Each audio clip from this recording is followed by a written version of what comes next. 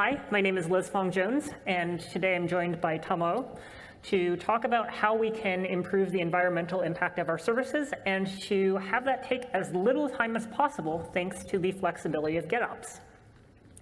So why should we care about this subject? Well, I think it's because of two reasons. Number one, our planet is on fire, and we would ideally like to have fewer flash floods that destroy towns and fires that destroy towns, and also, we would like to save a little bit of money for our companies along the way. So all of these things are happening in an environment where we're also being pressed to do more with fewer people on our teams and with fewer cloud resources. So this may seem like we're trying to get everything all at once, that we're trying to get both more work out of people and to decrease cost. And this may seem impossible, but the answer is yes, you can actually have it all. So here's the recipe for how Honeycomb did this. And then in a moment, Tamao will be telling us how you can apply this in your own environments with a lot less work than we went through. So the ARM64 processor architecture has been commercially available since end of 2019, beginning of 2020. And that was with the announcement of the Graviton 2 processors available in Amazon EC2.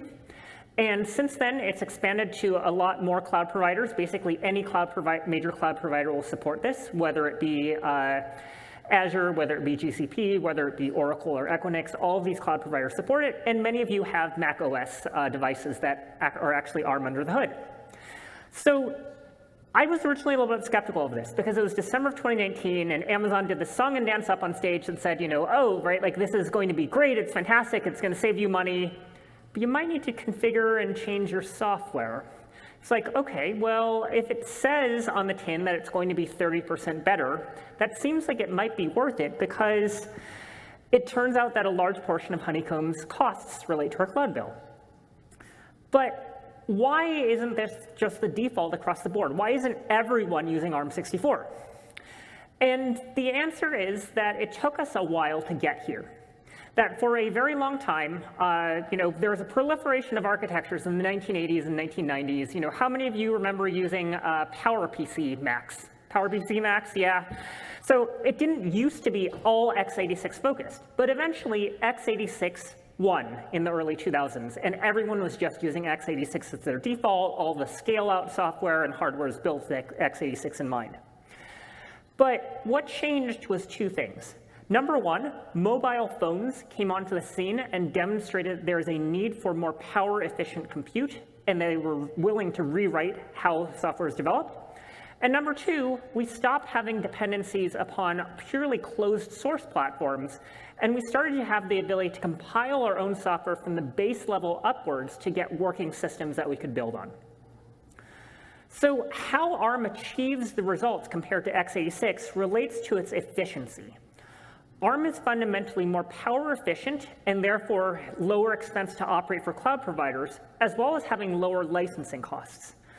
And that's because it has a simple or reduced instruction set, as opposed to x86, which has a complex instruction set. If you've ever looked at the manual of x86 assembly instructions, it's a phone book. It's actually two different phone books stacked on top of each other.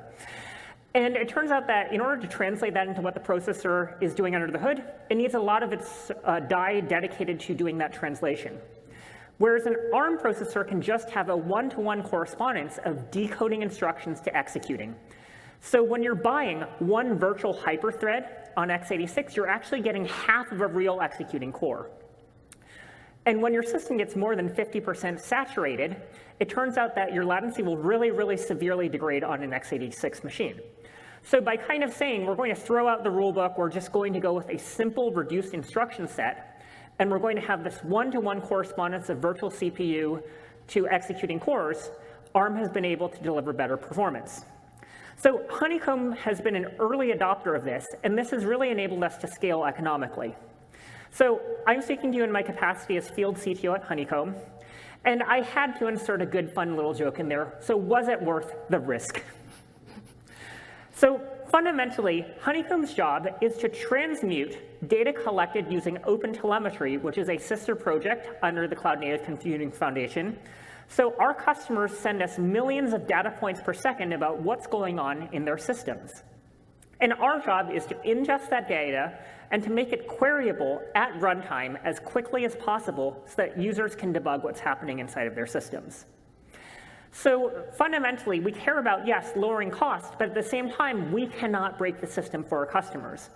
That means that our homepage has to load quickly, people have to get a quick at-a-glance view of what's going on in their system, and that user-run queries have to be very fast, faster than taking a sip of your coffee. Definitely not, I'm waiting and going to make a fresh pot of coffee.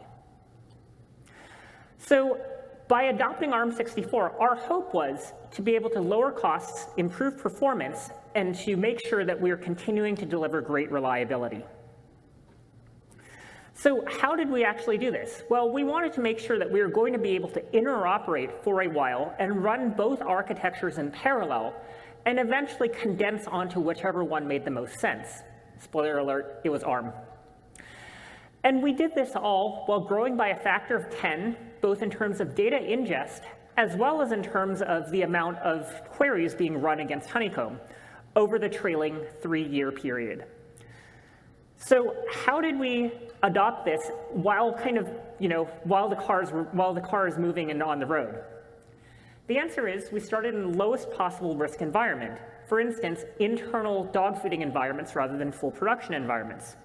We also looked at a mixture of services, and we said we're going to pick the services that are stateless rather than stateful, where we get a chance to do things like gradual drains, traffic shifting, things like that that enable us to get a second chance rather than, oops, we corrupted the data, it's gone.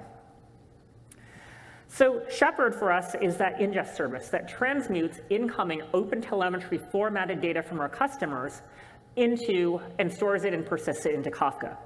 And the cool thing about it is that it's a real acid test of whether or not a compute architecture is up to snuff because of the fact that it is doing heavy compression and decompression workloads and parsing and kind of all of those things that really exercise a CPU. So we wanted to make sure that we were going to run a good experiment. And that meant that we needed to first build artifacts for both architectures. So we wanted to have build artifacts, we wanted to have base images, and we needed to make sure that we didn't have anything that was going to bite us in the rear end that we didn't expect. Things like, oops, this is only assembly optimized for x86, and the performance is 10 times worse if it's not x86, right? So we wanted to look out for landmines like that. But fortunately, it was pretty easy for us to do that because Honeycomb uses Golang. And the cool thing about Golang is you don't have to install a cross-compile toolchain. All you have to do is set a single environment variable, goarch, and that will enable you to cross-compile right on the spot, regardless of what the host architecture is. It's even easier for Java and Python because you don't even need to compile your binary any differently. It's just one architecture-independent executable. Asterisk there for wheels and stuff, but we'll get into that.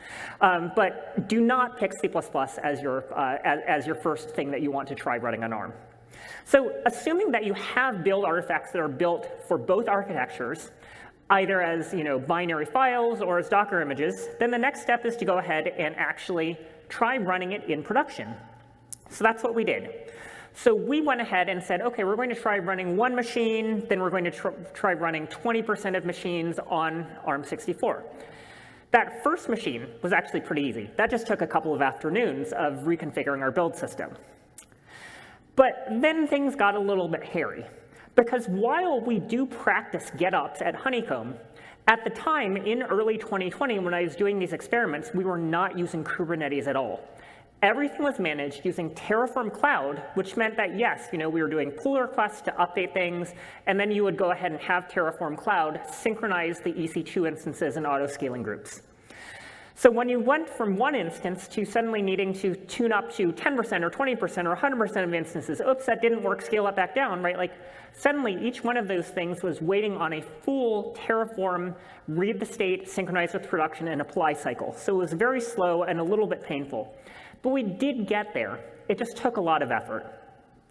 And at the end of the day, we could use Honeycomb itself to measure to understand what was the effect of the latency, what was going on in production.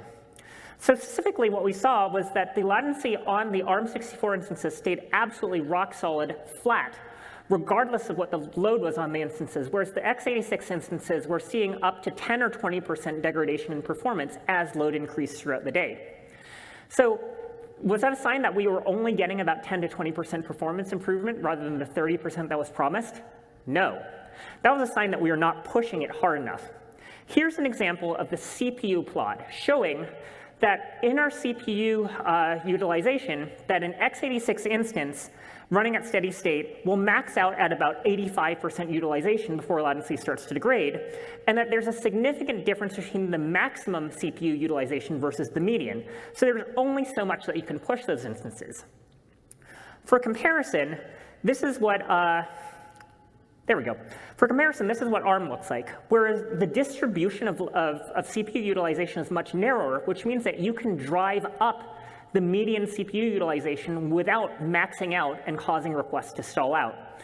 So what we had to do to really thoroughly validate and test and iterate using GitOps was to actually try raising the auto-scaling targets, taking away instances until latency started to saturate so that we could really measure the performance improvement. So that's what we did, and at the end of the day, we were able to run something like 20 or 30% fewer instances, and each instance took 10 or 20% less dollars per CPU hour.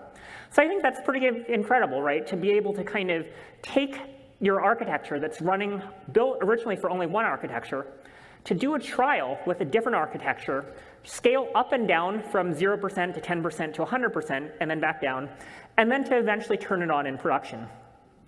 So in June of 2020, Amazon announced general availability, and within a month or two, we were able to fully cut over not just our dog food environment, but also cut over our production environment as well, seeing on average about 30 to 40% price performance improvements. And then we did it for the rest of our services. We were able to give more query throughput, so not focusing on minimum price, but instead on ensuring we could run the same number of instances and scale up the amount of queries that we were running by a factor of 2 or 3 over the past 2 years without having to increase the number of worker nodes. And then, because of generational improvements, sure, you have Intel 6th gen instances now that are replacing Intel 5th gen instances, but the 7th gen M7G and C7G instances are quite good, because compounding the effect of going from C5 to C6, where we saw about 30 to 40% improvement, we saw another 30% improvement going from C6 to C7. So this means that the amount of requests that any one machine can handle has increased by a total of about 60% relative to 5th generation Intel. The latency is dramatically reduced, and we're able to actually run things as hard as we can in order to keep the cost low for our customers and to make sure that customers get the results back as quickly as possible. So having done all those experiments, we said, okay, we don't need the complexity of running both architectures at once.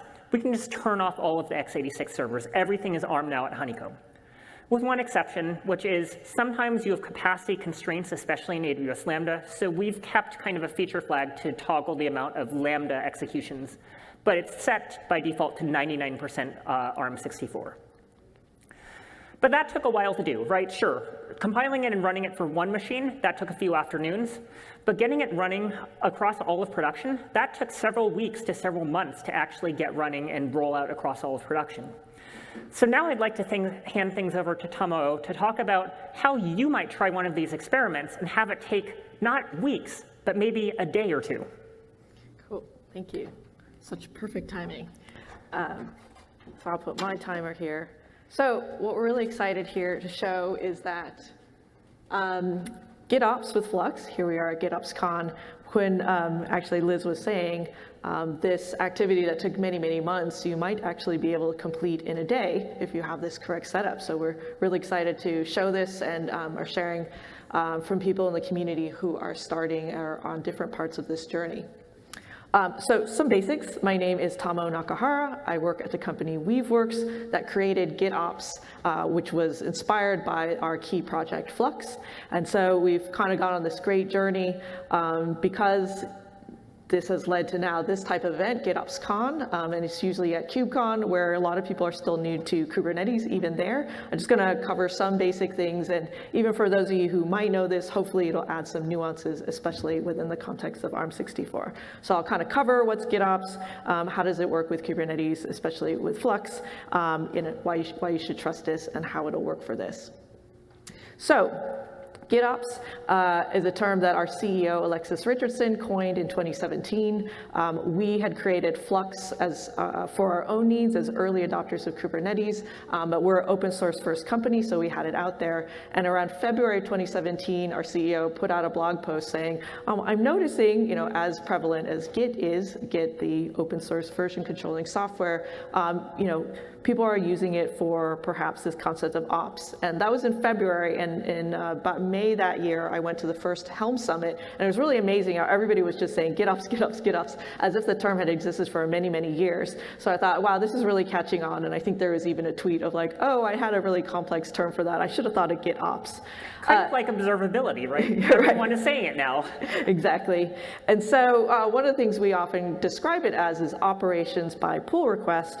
And it's because, as Git was becoming really successful, maybe people thought about it more for app deployment. But as you'll see in our world, infrastructure teams are seeing its benefits to use for operations. And so I'm really excited. Brendan Burns, our friend and co-creator of Kubernetes, in fact, has a talk tomorrow talking about how Flux and GitOps are the natural evolution of Kubernetes. And it's something we've talked about together with Brendan.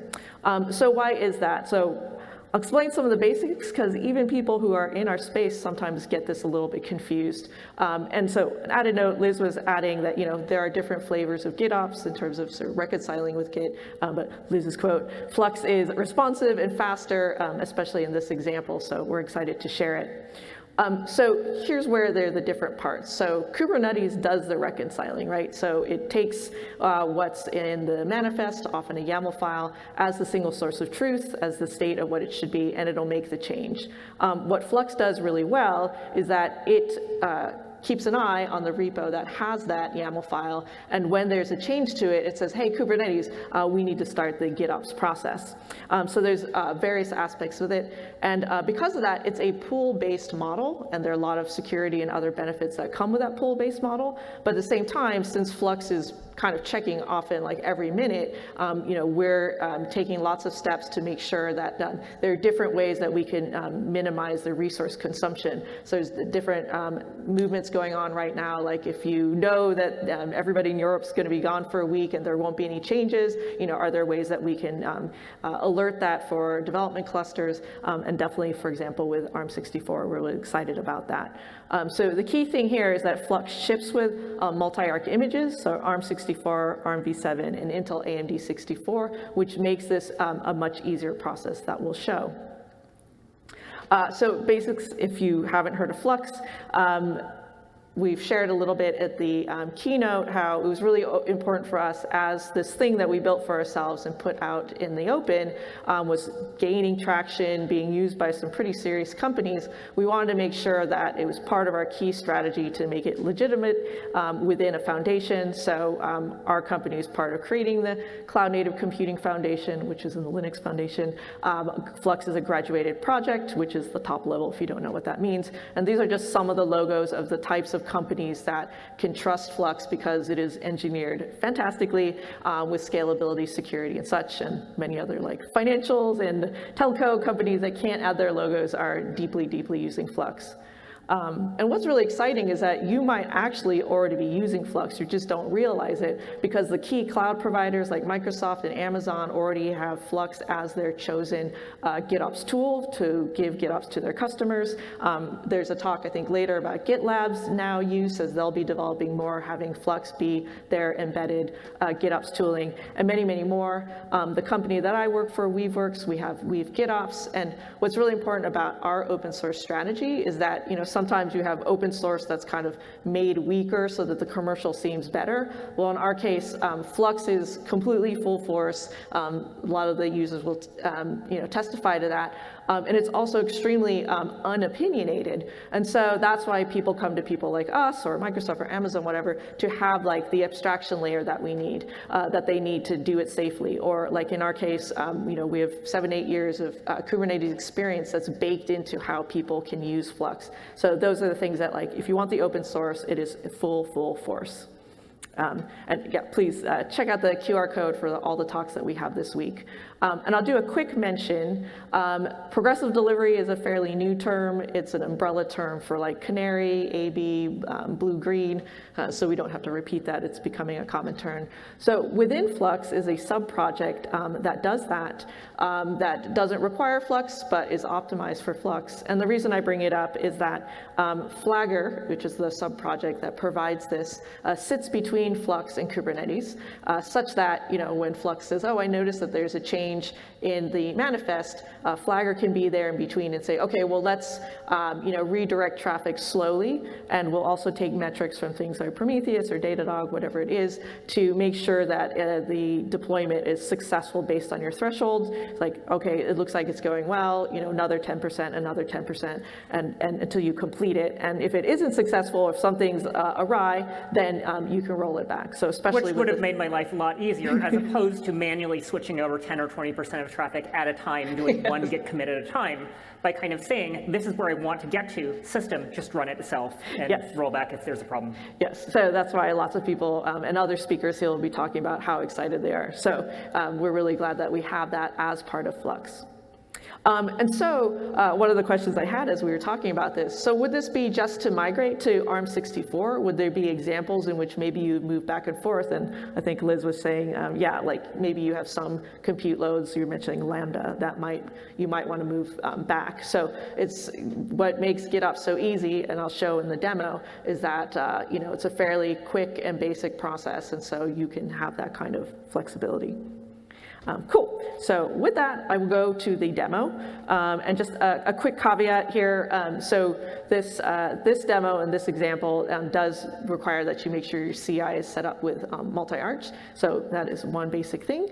But once you have that, and I'm going to move to a recording because there is some delays and stuff, and you don't want to be relying on Wi-Fi internet. So I'm going to speak to this. So thanks to Kingdon in the room. If you guys have any questions, Kingdon helped put this demo together, which is on EKS clusters. And so the key thing that we have here is that with GitOps, you're going to have a fairly simple way in which you pin to the architecture that you need. So this screen shows that we have it's going to build out here. You have I'm waiting for it. Two instances. So one is m5.large and the other is m6g.large. And the m6g one is for ARM64, G standing for Graviton. And then there's a little bit other stuff here like auto scaling if you need it. And then we kind of point out here in the demo that you have the Git provider that will show up right here that just installs Flux as you're working on this process. Yes. So now what we'll show is how you'll just make this basic change within a YAML file. And quick shout out, Kingdon here and another person on our team, Yozas, also built out this GitOps extension, which makes it so that developers can do very complex GitOps deployments directly from VS Code. If anybody's excited about that, come talk to us. That's one of the things that's been growing really quickly in our downloads and in excitement. So, okay, so here you can see that we have the image that we highlighted in the beginning. So we've got x86, 64 here. So these are our two nodes. And then to do this in a GitOps way, we will go into the YAML file and make a quick change.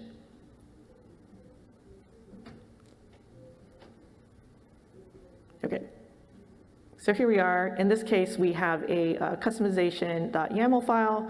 There's a bunch of other stuff here. But the key thing, I was trying to focus on this particular part, is you can see at the bottom, in the middle here, now it's values. And you can see it's AMD64. And now we simply change the YAML file to ARM64. And since Flux is listening to the repo, it will then start making the change. Now, earlier I mentioned that we say that GitOps is operations by pull request. So obviously in a proper environment, you'd be using something like GitHub or GitLab, whatever, where you have a pull request methodology there. So you can have approvals, you can have audit logs, you can have all the good stuff. But here we're just doing it with git push, which then makes the change. So with this, now we'll start to see, the change moving over. So they are moving off of the AMD loads, so that you'll see a little bit of spike, and then they'll be moving on to ARM64. So here we're showing the pods as they're showing a change, and then eventually in this demo, we're going to be pulling the data from Prometheus so that you can see those metrics in Grafana. So here you've got the workloads. Sorry, am I looking at the workloads? Yes. So these will show up in a second. Among the workloads, one of them is Prometheus. So here you can see that there's the shift and the GitOps process going through. Sorry, I'm probably talking a lot faster than I do when I practiced. Okay, so here we have the Prometheus. In this particular case, that's the data that we're capturing, and that will help us see the change in data. So here, we skipped ahead, so this is like, I think it was like 30, 40 minutes. So you can see here that on the right, the memory usage was at a certain level. Of course, there's a spike and a change during the GitOps shift, and now after that, you can see that the resource usage has gone down. So even with this tiny little demo, you can see the drop in resource usage. Obviously, Honeycomb have talked about their experience, and we're really excited. We have our friends at Zscaler, who are Flux users, who are just sharing with us. I think you said 20 to 25%. You're in the process right now of making that shift. So if anybody has questions for them, they'll be speaking later today, and I think a few of them will be here for the rest of the event. It's very workload dependent, so try it for yourself, see what results you get. Yes, absolutely. So I will pause this here. I had another part of the demo in which you could do this again using the progressive delivery where there's a canary deployment, but I think it will push us a little bit over time. But again, the concept is that you would have Flux, alert flagger, and you go through this whole process, but you have that sort of safety net. And because you don't want to go from 0% to 100% like we just did, you probably want to add some guards and stuff. Yes. And I think there's Ivan from Ring Central who's speaking at GitOps as well, and they had spoken in the past and just said, like, if you can get Flagger in there, it really not only makes it safe, but because it makes the experience safe, he said that just their adoption of not only GitOps, but their adoption of Kubernetes was really accelerated, because everybody's got their different teams and their developers, and everybody's got to learn, right? So there can be challenges. And the more the developers knew that they could experiment safely, it really accelerated their Kubernetes journey. So with that, we will go back to our slide. So that's me. Like I said, it's a QR code. Weaveworks is our company. We promote Flux if you have any questions, and you are also promoting. Yes, please also go check out the book that we wrote at Honeycomb called Observability Engineering, where we talk about a lot of these architectural decisions that went into how we modularized things and how we were able to migrate pieces of them onto more efficient architectures. So if you search Honeycomb Observability Engineering, it should pull up a free copy to download a link to download a free copy of our book. Great, awesome. So with that, I think we'll close, and if anybody has questions, I think we're at time. Yeah, just come find us down here. It's lunch anyway. Yes. Thank you. Thanks so much.